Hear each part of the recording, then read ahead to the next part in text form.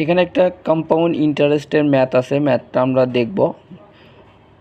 বলছে কি how much interest will টাকা 1000 earn in 1 year at the annual interest rate of 20% if interest rate is compounded every 6 month। অর্থাৎ 20% ইন্টারেস্টে 1000 টাকায় বছরে বছরে দুইবার হচ্ছে, বছরে 6 মাসে অর্থাৎ 6 মাসে দুইবার হচ্ছে কীভাবে সুদ পাবে, এরকম কিছু প্রশ্ন। তো বলছে কি হাউ মাচ ইন্টারেস্ট আসলে সুদ কত হবে। তো এই প্রশ্নটা এসেছিল হচ্ছে বাংলাদেশ ব্যাংকে। তো প্রশ্নটা খুবই সহজ অ্যান্সার।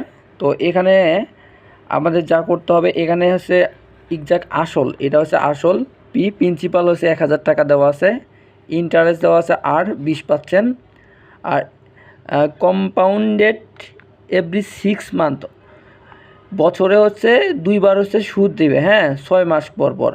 তো এখানে হচ্ছে এমটাকে আমরা হলো এম সমান 6 মান্থ আর এন সমান 1 বছর। 1 বছরে হচ্ছে 1 বছরে হচ্ছে দুইবার সুদ দেবে। তো আমরা হলো সূত্র লিখতে পারি, সুদ আসল সমান 1 প্লাস আর টু দি পাওয়ার হচ্ছে এম এন, এই সূত্রটা লিখতে পারি।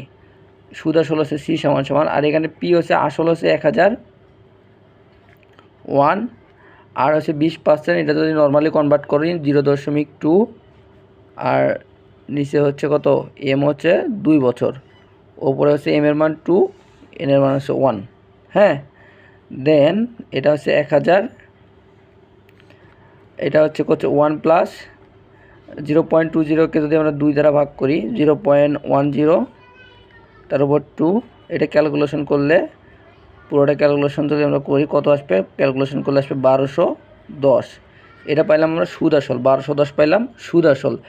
এখন বলছে কি হাউ মাচ ইন্টারেস্ট, অর্থাৎ সুদ কত, হ্যাঁ। তাহলে সুদ বের করতে গেলে আমরা সুদ আসল থেকে যদি আমরা ইন্টারেস্টটা বাদ দেই তাহলে আমরা কী পেয়ে যাব, সুদ আসল থেকে যদি প্রিন্সিপালটা বাদ দেই তাহলে আমরা কী পেয়ে যাব, সুদ পেয়ে যাব। তাহলে সুদ সমান সি মাইনাস পি, সুদ সমান সি মাইনাস পি, অর্থাৎ সি পাইলাম 1210, এখান থেকে প্রিন্সিপাল 1000 টাকা যদি বাদ দেই তাহলে আপনার কত থাকতেছে 210 টাকা। তাহলে অ্যান্সার হচ্ছে 210 টাকা।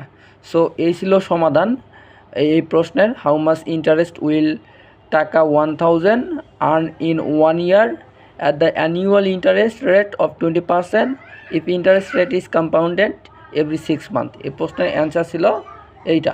আশা করি সবাই বুঝতে পারছেন আপনারা। ধন্যবাদ।